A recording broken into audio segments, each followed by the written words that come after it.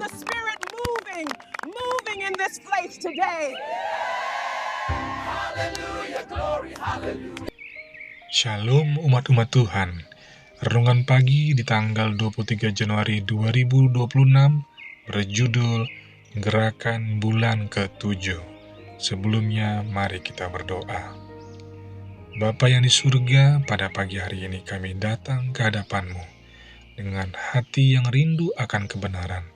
Tenangkan pikiran kami, bukakan pengertian kami, dan pimpin kami oleh Roh Kudus-Mu agar firman yang kami renungkan hari ini menguatkan iman serta meneguhkan pengharapan kami.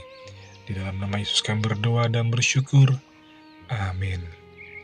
Yang menjadi ayat inti dari renungan hari ini terdapat di dalam Imamat 23 ayat 27. Akan tetapi, pada tanggal 10 bulan yang ke-7 itu ada hari pendamaian. Pengharapan timbul kembali di antara para penganut ajaran Miller, menanti kedatangan kedua kali yang telah menjadi agak lesu pada bulan Agustus 1844, ketika seorang pendeta Metodis bernama Samuel S. Snow menunjukkan dari Alkitab bahwa mereka telah melihat tanggal yang salah untuk penggenapan nubuatan 2300 hari dalam Daniel 8 ayat 14. Miller sendiri telah mengemukakan logika pemahaman baru tersebut dalam sebuah artikel di Signs of the Times pada tanggal 17 Mei 1843. Saat itu ia berpendapat bahwa kedatangan Kristus yang pertama telah menggenapi perayaan musim semi dalam tahun upacara yang ditetapkan dalam Imamat 23. Tetapi perayaan musim gugur atau bulan ke-7 perlu dihubungkan dengan kedatangan Kristus yang kedua. Logika itu cukup masuk akal.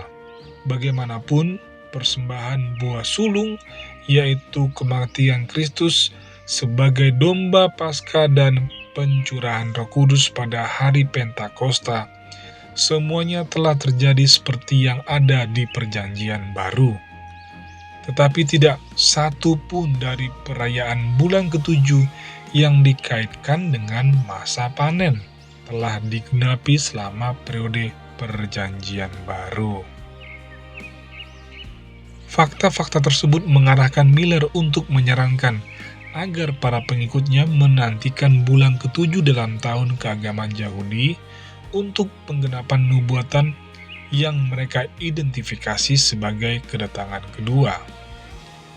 Miller bisa saja telah mengembangkan argumen bulan ke-7 pada bulan Mei 1843, tetapi ia mengabaikan masalah tersebut dan hanya merujuk pada penanggalan bulan pertama atau Paskah Yahudi. Namun Samuel Snow mengikuti logika William sampai kesimpulan alamiahnya sambil menantikan kedatangan Kristus kembali pada akhir 2300 hari. Ia meramalkan bahwa Yesus akan datang pada 22 Oktober 1844, yaitu bulan ke-7 dalam tahun Yahudi sebagai hari penebusan dosa. Snow pertama kali menerbitkan temuannya dalam The Midnight Cry pada 22 Februari 1844, tetapi tidak seorang pun siap mendengarkannya. Baru pada Agustus semua orang mulai mendengarkannya.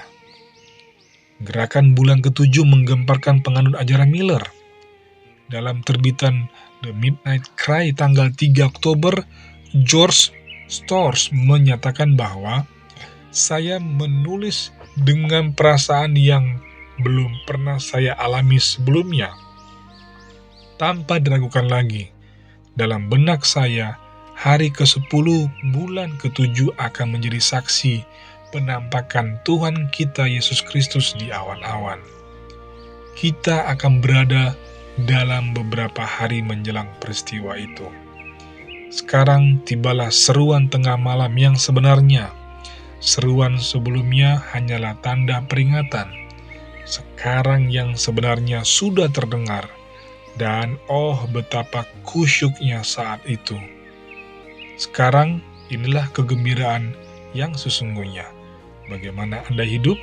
Jika Anda percaya bahwa Anda dapat menghitung secara matematis bahwa Yesus akan datang dalam waktu kurang dari 3 minggu, seperti itulah seharusnya cara kita menjalani hidup setiap hari.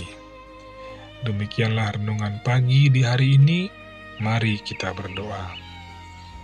Bapa kami yang di surga, kami berterima kasih atas firman dan pelajaran iman yang kami terima hari ini.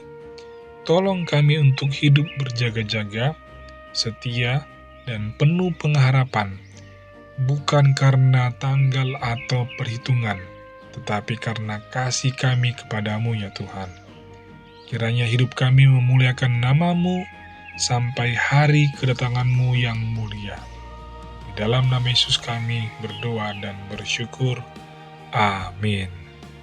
Kiranya Tuhan memberkati segala aktivitas kita sepanjang hari ini.